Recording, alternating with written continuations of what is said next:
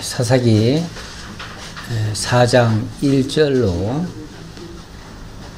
우리 3절까지 합독을 해보겠습니다. 에훗이 죽으니 이스라엘 자손이 또 여호와의 목전에 악을 행하며 여호와께서 하솔에서 통치하는 가나안 왕 야빈의 손에 그들을 파셨으니 그의 군대 장관은 하롯의 학고임에 거주하는 시스라요. 야빈 왕은 철병거 900대가 있어 20년 동안 이스라엘 자손을 심히 학대했으므로 이스라엘 자손이 여호와께 부르짖었더라. 아멘. 에훗이 죽으니 또 여호와의 목전에 악을 행하더라. 지도자가 없으니 또 이런 일이 반복이 되어집니다. 여기 지도자는, 이 사사는 어찌 보면 하나님의 지금 대리자로서 이 역할을 하는 자죠. 그래서 그리스도의 삼직처럼 왕권, 제사권, 선지권을 다 가지고 있는 그러한 사사의 모습입니다. 어찌 보면 하나님께서 그를 세워서 당신이 직접 다스릴 수 있는 역할을 하시는데 결국 하나님의 지도가 없으니까 백성들이 여호와의 목전에 악을 행하더라, 그 말이죠. 지도자의 역할이 이렇게 중요합니다. 바뀐 것은 지도자 한 사람 있고 없고인데, 있으면 하나님의 앞에 선하게 살아갈 수가 있고,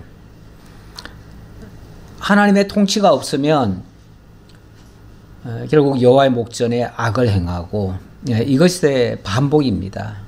하나님이 결국은 하나님이 함께 하느냐 안 하느냐, 하나님이 있느냐 없느냐, 하나님 앞에서 사느냐 안 사느냐, 이걸로 판가름이 되고 있다, 이렇게 볼 수 있습니다. 그런데 이게 계속 반복이 되니까 반복이 되면 좀 깨닫고 이게 문제구나 라는 사실을 생각하면 좋은데, 인간이 참 망각의 동물이라는 말을 하죠. 인간이 망각의 동물이래요. 잊어야 될 것은 안 잊고 잊지 말아야 될 것은 잘 잊어먹어요. 자기를 억울하게 하고 좀 싫은 소리 하고 이런 사람은 평생을 안 잊어먹어요. 그거는 좀 잊어먹어도 좋은데, 나를 섭섭하게 하고 나를 힘들게 했던 사람은 그거 그냥 무시하면 그만인데, 잊어버리면 그만인데, 그런 거는 절대 안 잊어먹어요. 그런데 하나님이 베풀어 주신 그런 은혜 같은 것은 받을 때는 좋다 그러다가 잠시 후면 잊어버려요. 좋은 거는 잊어버리고 나쁜 것은 안 잊어먹고, 그게 인간의 사악한 속성이 드러나는 모습들이에요.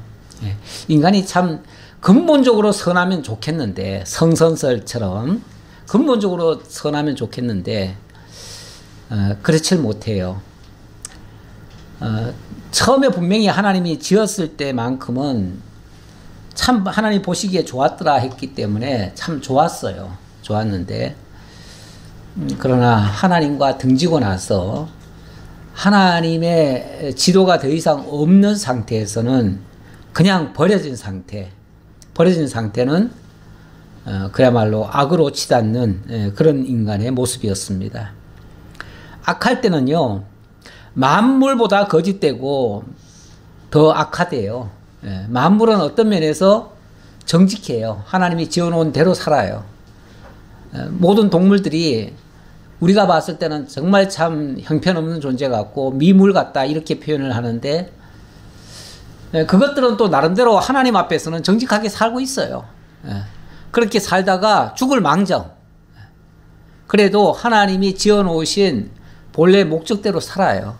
굳이 하나님을 대적하거나 그러지 않아요. 그런데 인간은 아예 하나님 자리에 오르려고 했으니까, 예, 하나님과 같이 되려고 했으니까 네가 이거 먹는 날에는 정령 하나님 같이 되리라 했는데 진짜 하나님 같이 되려고 먹고 진짜 하나님하고 맞짱을 뜰 생각을 했잖아요. 예, 그 이후로 인간이 하는 모든 생각 속에는 하나님을 대적하려는 그런 의식이 남아 있어요. 그래가지고 기회만 되면 살아나요. 기회만 되면. 예, 그것이 사사시대에 정말 인간의 비참한 모습을 그대로 들춰내 주시는 이런 내용입니다. 근데 이렇게 들춰내 주는 것이요, 사실은 좋은 겁니다. 죄악이라고 하는 것은 드러나야 돼요. 그러니까 죄악이 드러난다고 하는 것은 하나님이 물론 거기에 대해서 책망도 하고 그것 때문에 낭패를 당하기도 하지만 결과적으로는 나중에 그것을 고쳐서 하나님의 사람으로 쓰시려고 하나님이 들춰내시는 거거든요. 그러니까 죄가 드러나는 게 나쁜 게 아니고요. 죄가 드러나야 하나님의 은혜가 더욱 크게 드러날 수 있어요. 그래서 역설적인 말씀이지만 죄 많은 곳에 은혜가 더욱 넘쳤느니라 이런 말도 해요. 죄가 많이 드러나야 돼. 그러니까 죄 드러나는 걸 나쁘게 생각할 게 아니고 죄가 드러나야 인간이 얼마나 악한지가 드러나고 인간의 악함이 드러나야 진짜 하나님의 크신 은혜가 또 증거가 되니까요.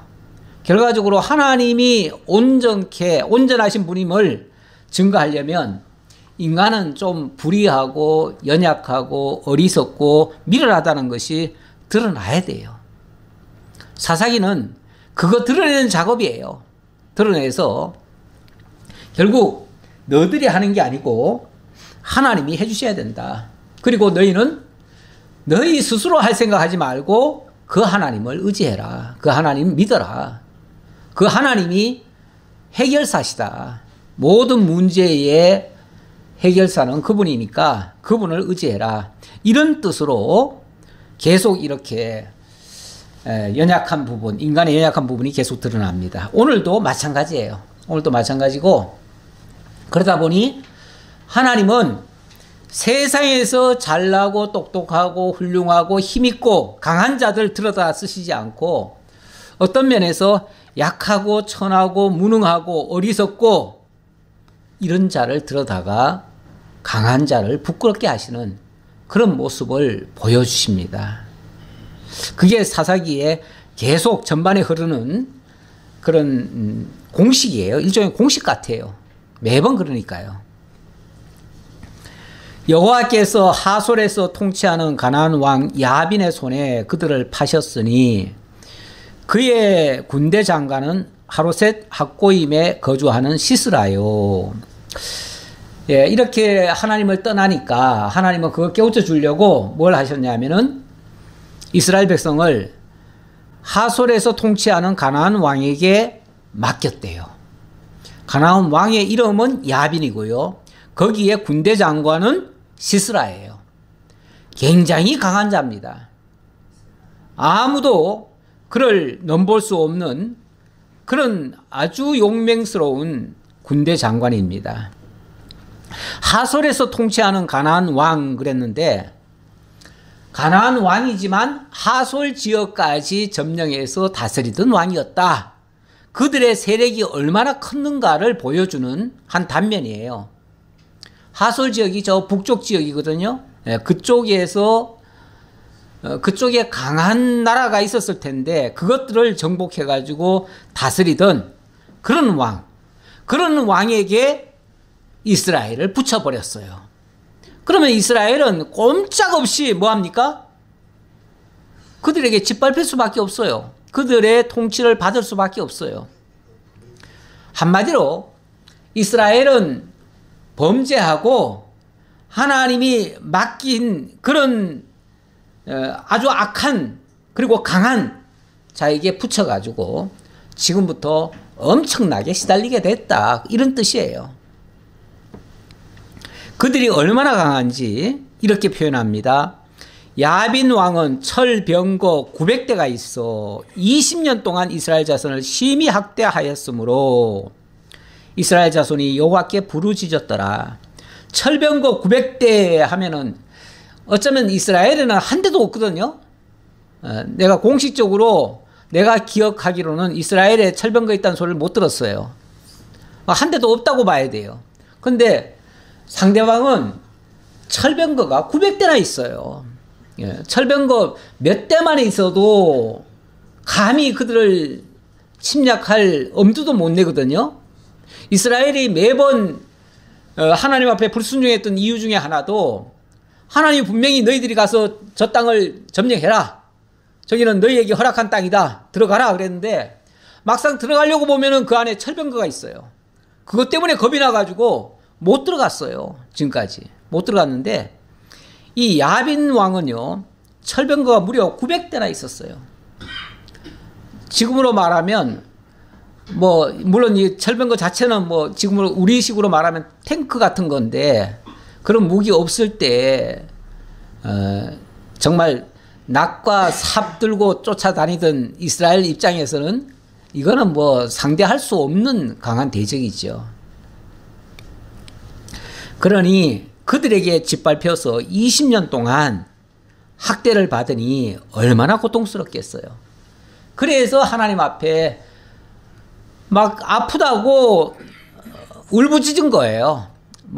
꼭 기도를 했다기보다도 기도가 딴 겁니까? 그냥 아프면 아프다는 소리 한 게 기도예요. 힘들면 힘들다고 한 게 기도고요. 어느 분은 전에 보니까 기도하시는데 당신은 기도를 잘 못하신대요. 그래서 기도할 적마다 어떻게 기도하시냐면, 하나님, 저 아시죠? 하나님, 저 아시죠? 제가 뭘 구해야 될지 하나님 아시죠? 제가 뭐 필요한지 하나님 아시죠? 하나님 해주세요. 그냥 딴 거 없어요. 그냥 하나님 아시죠? 하면은 사실은 기도가 다 된 거예요. 우리가 많이 구한다고 해가지고 기도가 꼭 되는 게 아니고, 하나님이 알아서 해주세요 하면은 사실은 제일 정확하게 알아서 해줄 거예요. 병원에서 의사들이 제일 싫어하는 게 뭐냐면은, 그냥 시키는 대로 약을 좀 먹고, 시키는 대로 좀 이렇게 오라는 날 오고 하면 좋겠는데, 내가 대략 다 알아가지고, 반의사가 돼가지고 뭐라고 얘기하는데 그냥 내가 이렇게 할게요. 아니, 난 그거 안 돼요. 나는 싫어요. 이렇게 할래요. 의사가 제일 싫어해요.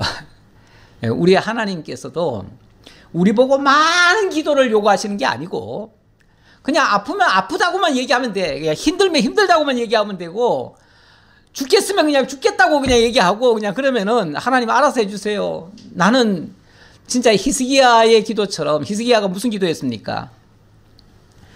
아기를 임산했는데 해산할 힘이 없습니다, 하나님. 내가 도대체 뭘 할 수가 있습니까? 내가 아무것도 못합니다. 그리고는 책 펼쳐놓고, 그러니까 원수들이 보낸 협박 문서가 있잖아요. 항복해라. 언제까지 두 손 들고 나와라. 이런 식으로 협박을 하는 게 있어요. 그리고 하나님을 막 조롱하면서 너희들이 하나님 믿고 지금 버티느냐?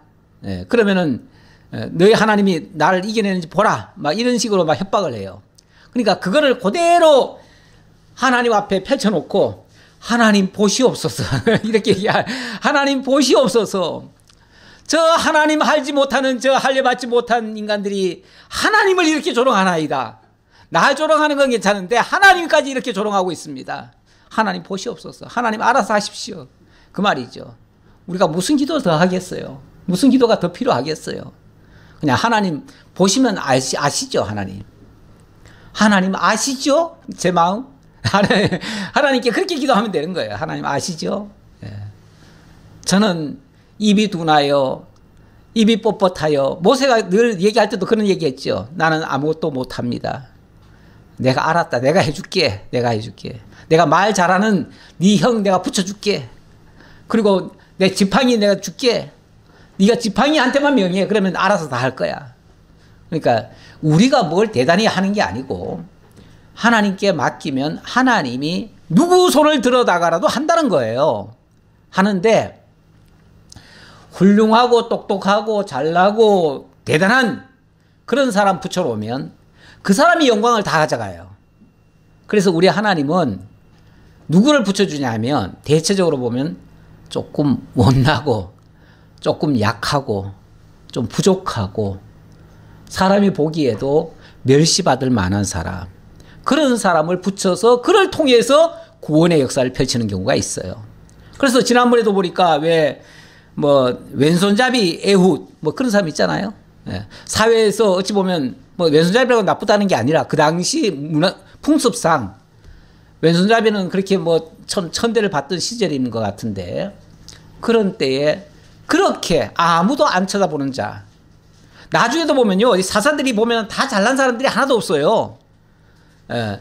뭐 고아나 또 아니면은 뭐 첩의 자식이거나 뭐 자관 보면은 여러모로 사회적으로 안 좋은 사람들, 심지어는 좀 깡패같이 살던 사람들, 그런 사람을 들어다가 하나님이 쓰시기도 해요.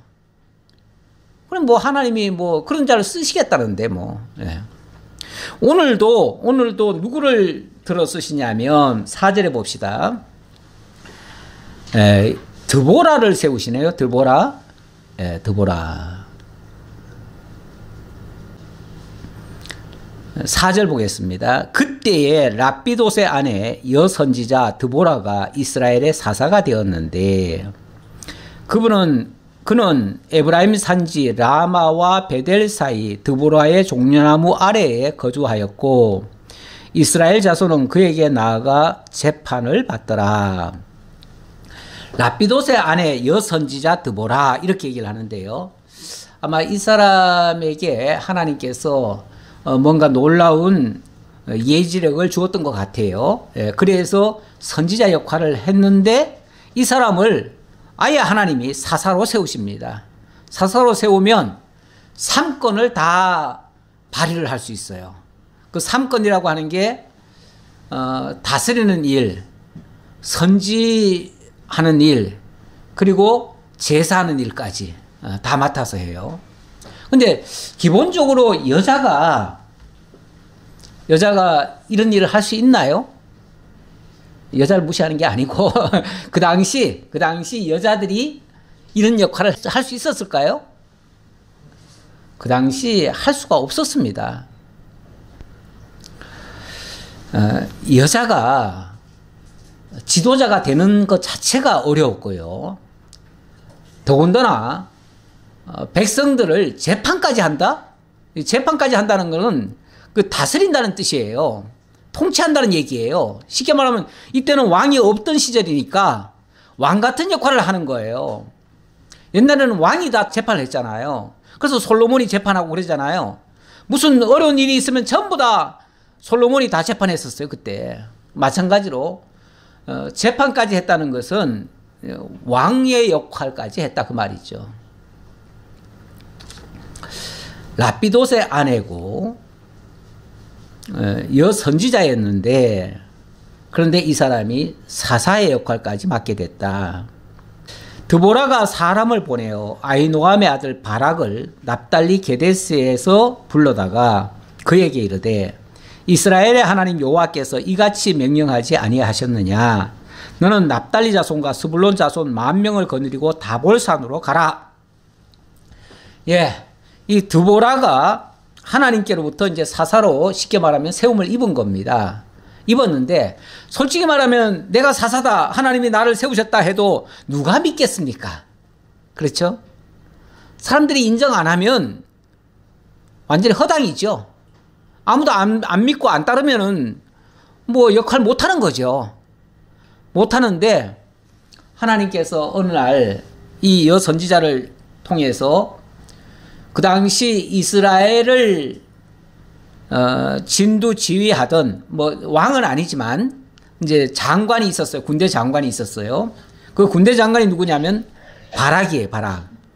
바락인데 바락한테 사람을 보내가지고 너는 지금 일어나라. 일어나는데 너에게 붙은 10,000명을 데리고 지금 당장 다볼산으로 가라. 이렇게 명령을 하는 거예요. 그런데 아시다시피 지금 20년 동안 이스라엘은 지금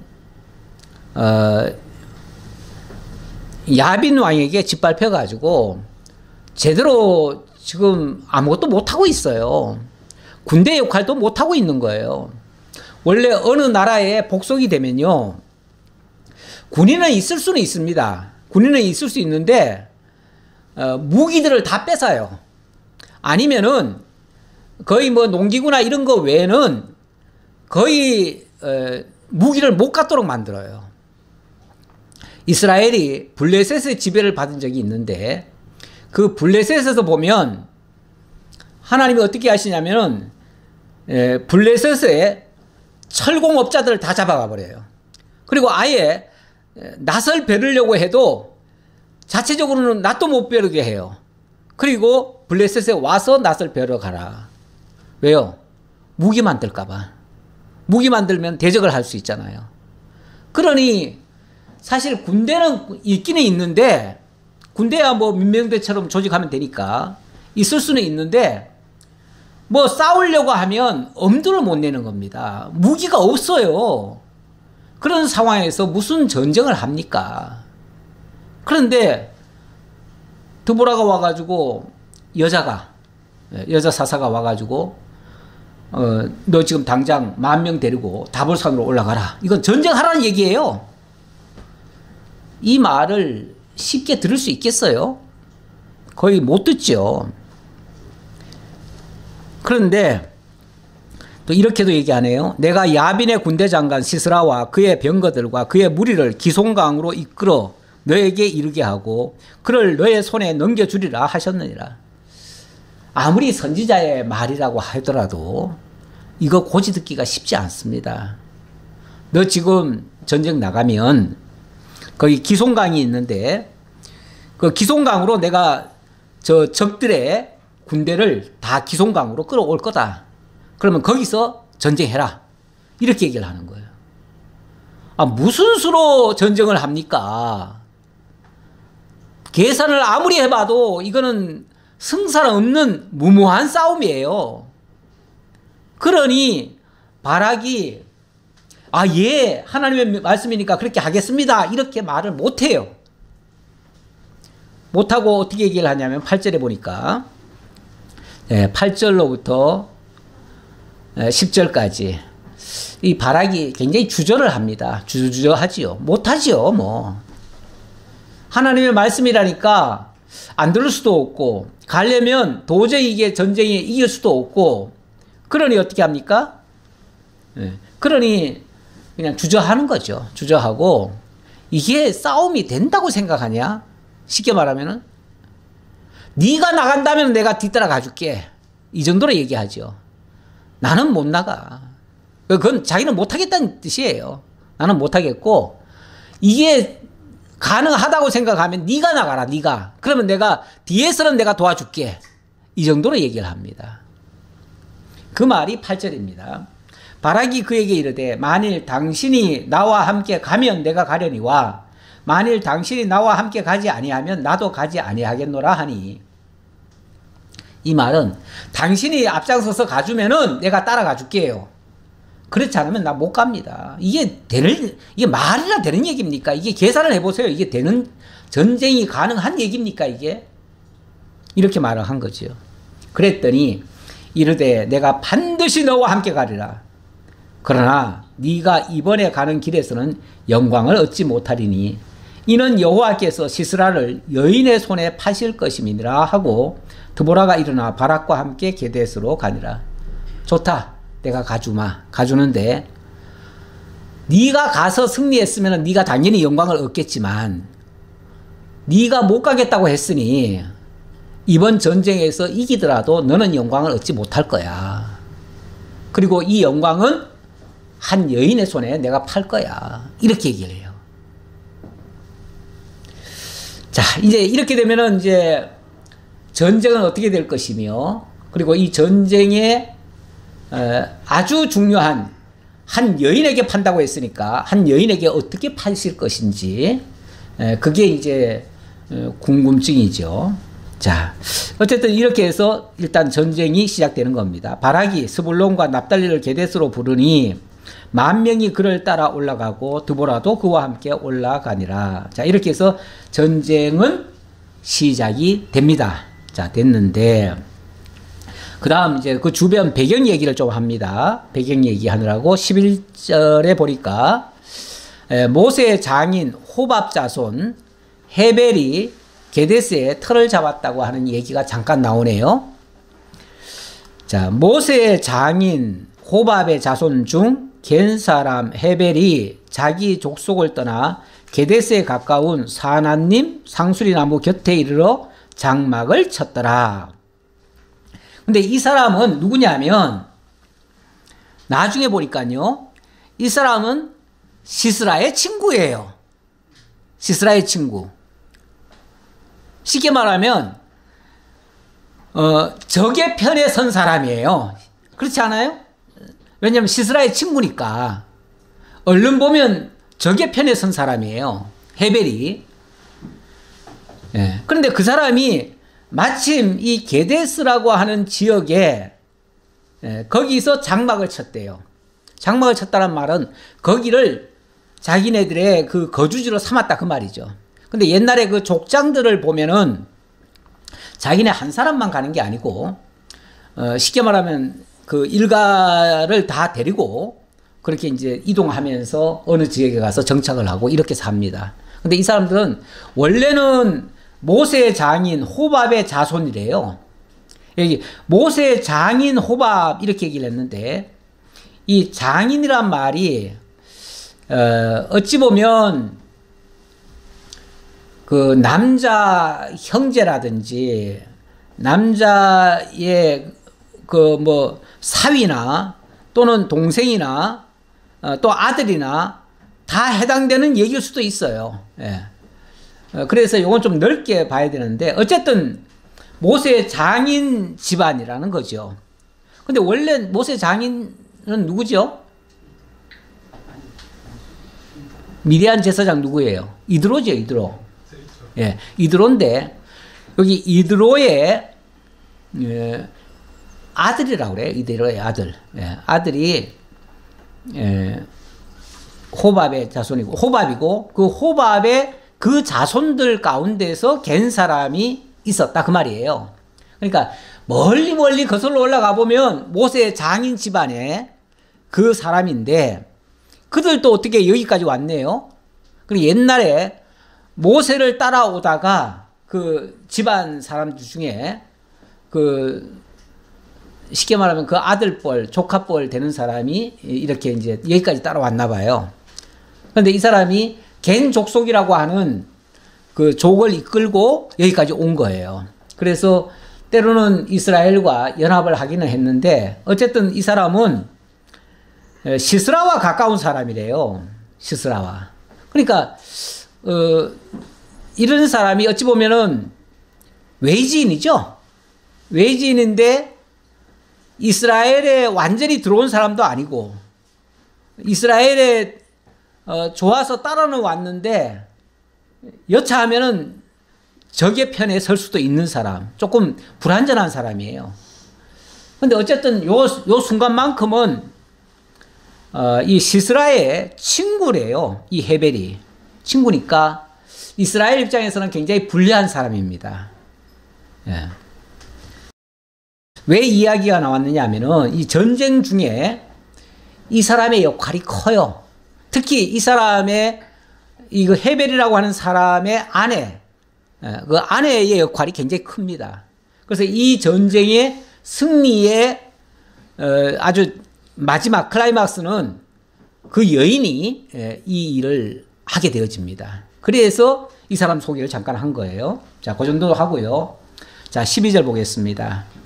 아비노함의 아들 바락이 다볼산에 오른 것을 사람들이 시스라에게 알림해 시스라가 모든 병거 곧 철병거 900대와 자기와 함께 있는 모든 백성을 하로셋 학고임에서부터 기송강으로 모은지라. 자, 일단 이 바락이 움직였다는 사실이 적에게 노출된 겁니다. 원래는 이쪽의 전략이 적에게 노출되면 그것도 불리한 겁니다. 근데 어쩌면 이거는 보란 듯이 그렇게 한 거예요. 그것도 아마 바락한테 맡겼으면 바락은 몰래 몰래 숨어서 야밤에 움직였을 수도 있을 거예요. 그런데 지금 누가 이걸 움직이는 겁니까? 드보라가 하고 있죠, 드보라. 그 드보라는 지금 하나님의 명령을 받고 그게 유리하든 불리하든 상관없어요. 그냥 무조건 나가는 거예요. 나가다 보니 그것이 적에게 그대로 다 노출됐어요. 그러니까 적들은 저것들 봐라. 우리한테 고분고분 말 듣더니 군대를 일으켜? 그래가지고 우리를 대항하겠다고? 이런 놈은 초장에 박살을 내버려야 돼. 그래가지고 자기네들의 모든 그 전력을 다 동원했대요. 900대를 끌고 왔대요. 뭐 비유 말하자면은 벼룩 한 마리 잡으려고 아니 조금 비유가 틀렸어요. 벼룩 잡는 데다가 대포를 쏘는 격이죠. F킬러만 뿌리면 되는데 간단하게 죽일 수 있는 거를 그냥 자기네 모든 힘을 다 동원하는 거예요. 뭐 파리 한 마리 잡으려고 대포를 쏘는 격이에요. 네. 자, 이런 식으로 저들은 이제 미리 선제 방어한다고 이제 한 거겠죠. 어쨌든 이 바락 군대가 저놈들이 뭐 딴 생각하는가 보다 혼내줘야지 하고서 군대를 다 이끌고 온 거예요. 근데 이게 어찌 보면 그들을 다 뭐 한 겁니까? 함정으로 몰아온 거예요. 어제 뭐라고 그랬습니까? 하나님이 드보라 보고 내가 적의 군대를 기송강으로 끌고 올 거다. 그러니 네가 쳐라. 그러면 이길 것이다. 이렇게 얘기했단 말이에요. 그러니까 그걸 지금 하나님이 그렇게 적을 끌고 오게 하려고 이렇게 보여준 거예요. 그러니까 보고되니까 적들은 바로 반응을 한 거예요. 자, 그때 드보라가 바락에게 이르되 일어나라. 이는 여호와께서 시스라를 내 손에 넘겨주신 날이라. 여호와께서 너의 앞서 나가지 아니하시느냐 하는지라. 이에 바락이 10,000명을 거느리고 다볼산에서 내려가니 여호와께서 바락 앞에서 시스라와 그의 모든 병거와 그의 온 군대를 칼날로 혼란에 빠지게 하시매 시스라가 병거에서 내려 걸어서 도망한지라. 이게 웬일입니까? 전쟁이 이제 시작됐습니다. 자, 드보라가 하나님이 이제 적들을 너 손에 다 붙였으니까 네가 내려가기만 하면 된다. 그냥 내려가라. 저 산에 있다 말고 갑자기 내려오니까 그들 중에서 마치 자중질환이 일어난 것 같아요. 우리 여호와의 전쟁을 항상 보면은요, 진짜 뭐 칼로 해서 그들을 다 무찌르거나 이러지 않습니다. 일단은 그들에게 엄청난 소문을 듣게 만들고 그들이 뭔가 판단을 착오하게 만들어요. 그러면은 자기네들이 지레 겁을 먹고 무슨 뭐 뜻대로 안 되면은 갑자기 당황을 합니다. 당황을 하다 보면 뭐 앞이 잘 안 보이는 상태에서 예를 들어서 막 칼을 막 휘둘렀는데 알고 보니까 자기 동료들을 다 죽이는 꼴이 돼버렸어요. 그러면 동료들이 그 칼을 맞고 가만히 있습니까? 또 자기네들도 같이 치죠. 이러다 보니까 저들끼리 막 싸우는 거예요. 적은 저기서 지금 오고 있는데 적은 아직 도착도 안 했는데 적이 오기 전에 자기들끼리 다 싸워가지고 자기들끼리 다 망하는 거예요. 이걸 일종의 자중질환이라고 그러죠. 자중질환이 일어나요. 우리 하나님의 전법 중에 보면 항상 적들로 하여금 자중질환을 일어나게 만들어요. 일찍이 그 북이스라엘에 아람 군대인가요? 아수르 군대인가 와가지고 엄청나게 협박을 했습니다. 그렇게 했는데 그날 하룻밤 사이에 뭐 꼼짝없이 이제 이스라엘은 다 죽게 생겼습니다. 다 죽게 생겼는데 하나님 뭐라 그러냐면 그래가지고 막 그 안에 성이 갇혀가지고 그 안에서 막 굶주려가지고 심지어는 자기 자식들까지 잡아먹는 이런 비참한 상황이 벌어졌습니다. 그래서 왕이 그냥 절망을 하고 이제 다 망했다 이렇게 생각했는데 선지자가 와서 그럽니다. 내일 이맘때면은 뭐 보리 한 서아에 얼마고 그러면서 옛날 가격으로 돌아갈 것이다. 그랬더니 한 사람이 그럽니다. 하늘이 구멍이 나가지고 하늘에서 양식이 쏟아져도 그런 일은 없을 거다. 지금 이 와중에 무슨 우리가 그런 일이 있을 거냐. 그랬더니 내일 이맘때면은 그 반드시 일어날 것이다 했는데 그날 밤 사이에 역사가 일어나 버린 겁니다. 역사가 일어나가지고 자기네들끼리 자중질환이 일어나가지고 하룻밤 사이에 18만 5천 명이 죽었어요. 그 대적기에. 그리고 뭐 한 문둥이가 그들 어차피 죽을 바에는 그들 적진에 들어가서라도 양식을 구해서 먹고 살아야 되겠다. 오늘 지나면 우리 다 죽겠다 해가지고 적진에 그냥 무모하게 들어갔잖아요. 들어가 보니까 그냥 양식이 다 널려져 있어요. 그리고 적들은 다 죽어 있고 아니면 다 도망가 버리고 그래가지고 그걸 그냥 성에 와서 알렸더니 그 양식들을 다 가져와가지고 그냥 거접 주다시피 다 나눠준 거 아닙니까? 그래서 값이 그렇게 싸져 버렸어요. 예. 하루아침에도 하나님이 이렇게 하실 수 있습니다. 하나님의 역사는 꼭 뭐 시간이 지나야 천천히 이렇게 되는 게 아닙니다. 하나님이 하시면은 한순간에도 돼요. 자, 이렇게 하니까 결국은 그들이 혼란에 빠져서 시스라가 병거에서 내려 걸어서 도망한지라. 결국은 군대를 다 잃어버리고 그 많던 군대를 다 잃어버리고 시스라, 군대 대장인 시스라는 혼자 도망을 갔습니다. 비참한 모습이죠. 바락이 그의 병거들과 군대를 추격하여 하로셋 학고임에 이르니 시스라의 온 군대가 다 칼날에 엎드러졌고 한 사람도 남은 자가 없었더라. 가보니까 이미 다 엎드러져 있더라 그 말이에요. 자기네들이 다 엎드러졌다는 얘기가 아니고 가보니까 이미 다 엎드러졌더라 그 말이에요. 자, 그리고 17절 시스라가 걸어서 도망하여 겐 사람 헤벨의 아내 야엘의 장막에 이르렀으니 이는 하솔 왕 야빈과 겐 사람 헤벨의 집 사이에는 화평이 있음이라. 이 겐 사람 헤벨의 집 사이에는요 하솔 왕 야빈과도 굉장히 가까운 사이였다는 거예요. 그러니까 여기는 안심하고 가서 피할 수 있는 집이죠. 평소에 자기네들 편에 섰던 사람이니까. 그러니까 그쪽에 갔어요. 그리 이제 피신을 간 거예요. 갔더니 야엘이 나가, 그러니까 야엘은 헤벨의 아내입니다. 야엘이 나가 시스라를 영접하며 그에게 말하되 나의 주여 들어오소서, 내게로 들어오시고 두려워하지 마소서. 야, 아주 반갑게 맞이합니다. 시스라 장군님 잘 오셨습니다. 걱정하지 마시고 우리 집에 와서 피신하십시오. 그러면 제가 안전하게 지켜드리겠습니다. 이런 식으로 한 거예요. 그리고 평소에도 친분이 있고 또 왕과도 굉장히 가까운 사이고 한 족장으로서 어찌 보면은 굉장히 좋은 사이를, 좋은 관계를 맺었던 자들이니까 그냥 진짜 믿고 들어온 겁니다. 함에 그가 그 장막에 들어가니 야엘이 이불로 그를 덮으니라. 이불로 덮었다는 말은 여기 숨어 계셔요. 제가 안전하게 덮어서 보호해 드릴게요. 가만히 숨어 계시면은 제가 적들이 혹시라도 오더라도, 이스라엘 사람들이 오더라도 제가 다 막아 드릴게요. 다 숨겨 드릴게요. 걱정하지 마세요. 이런 거예요.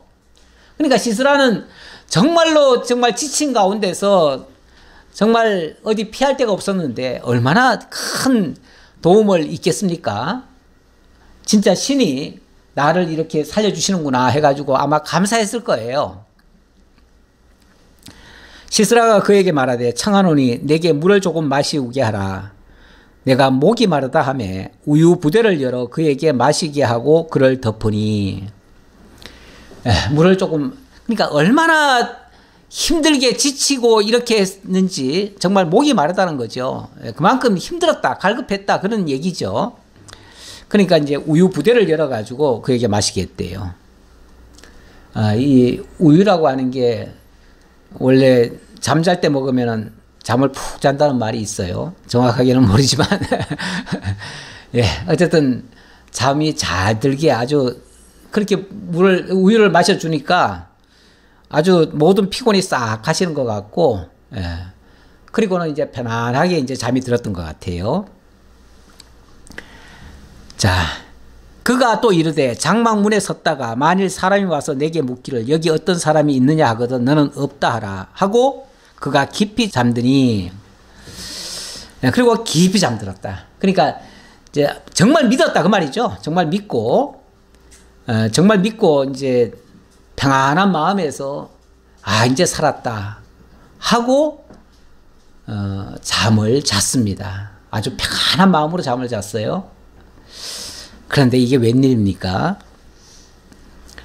그가 깊이 잠드니 헤벨의 아내 야엘이 장막 말뚝을 가지고 손에 방망이를 들고 그에게로 가만히 가서 말뚝을 그의 관자놀이에 박음에 말뚝이 깨뚫고 땅에 박히니 그가 기절하여 죽으니라.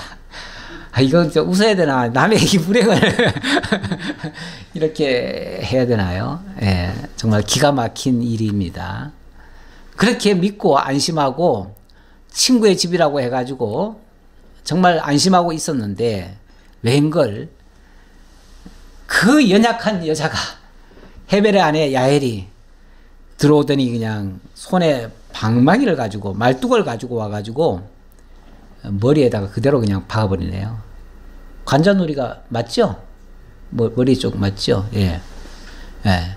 거기다가 그대로 박아버리네요. 순식간에. 말뚝이라고 그랬지만은 모르겠어요.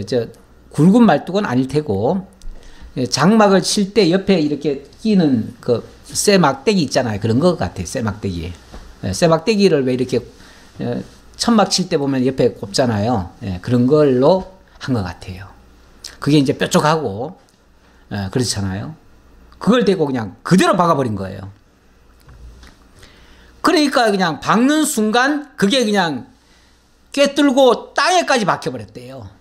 얼마나 세게 박았는지 아마 누워있는 데다가 그대로 박으니까 그냥 그대로 그 말뚝이 땅에까지 꽂혀버렸어요.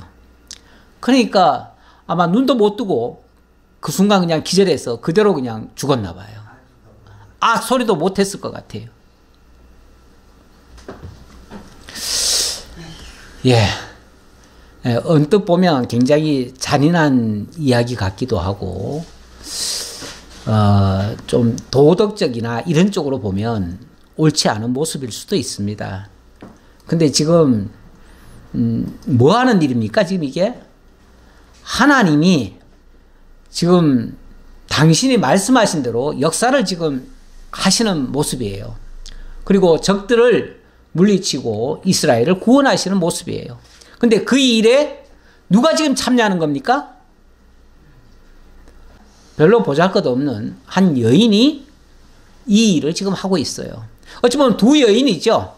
한 여인은 드보라고 또 한 여인은 야엘입니다.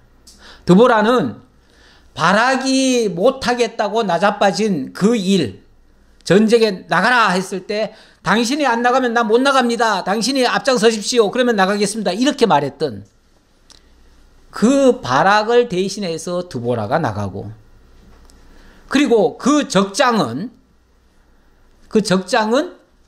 정말 이름은 나왔죠. 야엘이라고 하는 한 보잘것없는 한 여인에 의해서 승리를 거두게 되는 이런 역사가 일어났습니다. 이게 하나님이 하시는 방식이에요. 강한 사람, 정말 훌륭한 바락 같은 장군이 집정할 수도 있었을 텐데 그런 사람은 못합니다. 힘이 없어서 못할까요? 그래도 명색이 군대 장관인데 힘이 없거나 용명이 없거나 이러지는 않았을 거예요. 그런데 없다면 믿음이 없는 거죠. 믿음이 없으니까 못한 거고, 드보라는 그냥 하나님의 명령이라는 것을 아니까 그냥 믿고 가는 거고, 이게 지금 이렇게 하면 될까요? 안 될까요? 계산해 보면 절대 안 됩니다. 계산은 절대 안 되지만 지금 하나님이 하시니까 할 수 있다. 하나님이 하시면 할 수 있다. 그거 믿고 그냥 가는 거죠. 사실 전쟁이라고 하는 게 얼마나 어려운 겁니까? 전쟁이라고 하는 것은 남을 이기지 못하면요, 내가 죽는 거예요. 남을 죽이지 못하면 내가 죽는 거예요. 그야말로 생사를 걸고 하는 일이 전쟁이에요. 근데 그 일에 어떻게 쉽게 계산을 해가지고 도전을 할 수 있겠습니까? 계산적으로는 도저히 안 되는데 하나님의 말씀으로는 가능했다. 자, 이렇게 볼 수 있고, 이 일로 말미암아 너는 영광을 얻지 못할 것이고 한 여인이 영광을 얻을 것이다 했는데, 바로 야엘이라고 하는 사람이 그 최종 승리의 마침표를 그 야엘이 찍는 거예요. 그렇잖아요. 적장이 죽어야 그 전쟁이 끝나는 겁니다. 그렇죠? 적장이 죽어야 끝나는 건데, 그 적장 시스라를 죽인 자가 바로 야엘입니다. 야엘. 그것도 어찌 보면 그들 편에 있다고 느끼는 사람 편을 통해서 죽였어요. 우리 하나님이 누굴 들어다 쓰실는지 몰라요. 가끔 보면 세상에서도 아군이 약해가지고 내가 패배하고 이러지 않습니다. 간혹 패배하는 자들 보면은 자기가 가장 믿고 신뢰하고 의지하던 사람의 손에 의해서 자기가 제거당하는 경우도 있어요. 많은 독재자들이 그렇게 해서 거의 다 측근에 의해서 다 죽임당합니다. 대부분의 세계 역사 속에도 보면 대적들이요, 저 멀리 있는 원수한테 죽지 않습니다. 잘 안 죽어요. 그런데 가장 아끼고 믿고 신뢰하던 사람 손에 죽임당하는 경우가 많아요. 그래서 세상은요, 사실 누구도 못 믿어요. 세상 사람을 믿고 우리가 살아갈 수는 없습니다. 하나님이 하시는 데 따라서 우리가 순종을 할 일은 가능하지만 사람 믿고는 살 수 없다. 자, 그런 말씀 잠깐 드리고요. 22절입니다. 바락이 시스라를 추격할 때에 야엘이 나가서 그를 맞아 그에게 이르되, 오라, 네가 찾는 그 사람을 내가 너에게 보이리라 하매, 바락이 그에게 들어가 보니 시스라가 엎드러져 죽었고 말뚝이 그의 관자놀이에 박혔더라. 바락이, 이제 바락 이스라엘의 군대 장관이 쉽게 말하면은 이제 시스라를 계속 쫓아오다가 이 야엘의 집까지 온 거예요. 왔는데, 왔더니 야엘이 아주 반갑게 그를 맞이하면서 당신이 찾고 있는 사람 여기 있습니다. 와서 보십시오. 하니까 와서 보니까는 그냥 이미 죽어 있는 거예요. 그것도 말뚝에 박혀가지고 정말 비참하게 죽은 거죠. 정말 비참하게.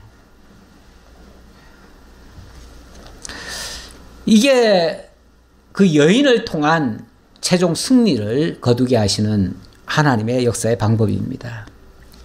이와 같이 이날에 하나님이 가나안 왕 야빈을 이스라엘 자손 앞에서 굴복하게 하신지라. 어찌 보면 너무 잔인하게 한 거 아닌가 싶은데요. 이렇게 해야 적들이 두 번 다시 이스라엘을 침공하지 못합니다. 아마 이 소문이 주변 나라에도 났다고 칩시다. 아니, 정말 보잘것없는 한 여인에 의해서도 이 군대가 박살이 나고, 그 드보라라고 하는 그 한 여인에 의해서도 한 군대가 다 멸절을 당했잖아요. 그것도 싸움도 제대로 못 해보고 다 죽은 거 아니에요? 아마 이 소문을 들으면요, 그 주변에 이스라엘을 침공하려고 했던 어떤 세력도 두 번 다시 아마 이스라엘을 침공해야 되겠다는 생각 못 할 거예요. 하나님이 그렇게 하시려고 아예 적들에게 다 두려움을 갖게 만든 거예요. 우리 하나님이 전쟁 때나 이럴 때에 적들에게 두려움을 줍니다. 아주 공포심을 갖게 만들어요. 그래서 적들이 그 얘기 들으면요, 간담이 다 녹게 만들어버려요. 간담이. 그 대표적인 게 여리고성 정벌 할 때 그랬지 않았습니까? 거기에 정탐꾼을 보내봤더니 정탐꾼에게 그 기생 라합이 하는 말이, 당신들의 소문을 듣고 우리는 다 간담이 다 녹았습니다. 당신과 싸울 힘이 없습니다. 우리는 이렇게 얘기하죠. 그래요. 하나님이 간담을 다 녹여놓고 일을 시작하십니다. 그 사실을 물론 겉으로 표면적으로는 잘 안 보이죠. 잘 모르죠. 모르는데 그 보이지 않는 그것을 믿고 들어가는 것이 진짜 하나님이 주신 믿음이에요. 그 확신을 갖고 하나님이 함께 하신다는 이 확신을 가지고 나아가는 자는 반드시 승리할 수 있다는 것을 보여주는 그런 장면입니다. 자, 23절입니다. 마지막 결론. 이제 이스라엘 백성들이 이렇게 해서 가나안 왕 야빈을 진멸하고 다시는 그들에게 업신여김을 당하지 않았다. 뭐 이런 얘기예요. 이와 같이 이날에 하나님이 가나안 왕 야빈을 이스라엘 자손 앞에 굴복하게 하신지라. 결국 그들은 제대로 한번 싸워보지도 못하고 두 번 앞에 항복을 한 겁니다. 이스라엘 자손의 손이 가나안 왕 야빈을 점점 더 눌러서 마침내 가나안 왕 야빈을 진멸하였더라. 물론 이 전쟁에서 당연히 승리했고요. 그 이후에 그래도 어떻게 해서든지 더 다시금 꺾으려고 해보겠죠. 시도하겠죠. 그런데 할 적마다 하나님의 역사를 맛보고 그들은 진멸할 수밖에 없었습니다. 이스라엘을 상대로 해서 싸우려고 하는 자체가 결국은 무모한 짓이라는 것을 알게 됐고, 그렇게 해서 저들이 온전히 승리하게 되어졌다. 그런 얘기입니다.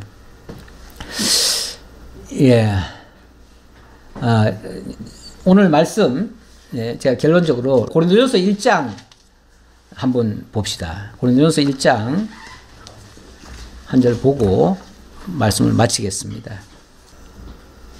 1장 26절부터 봅시다. 형제들아, 너희를 부르심을 보라. 육체를 따라 지혜로운 자가 많지 아니하며 능한 자가 많지 아니하며 문벌 좋은 자가 많지 아니하도다.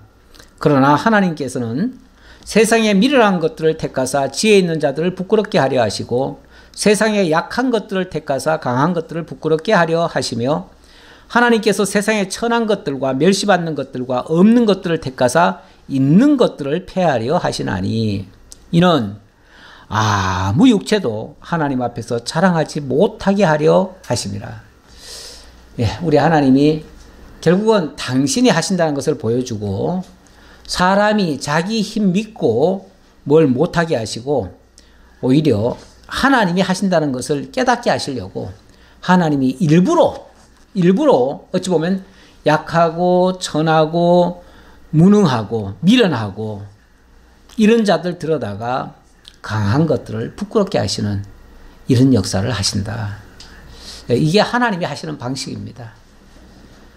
근데 우리 세상은 안 그렇죠. 세상은 어떤 사람 들어갔습니까?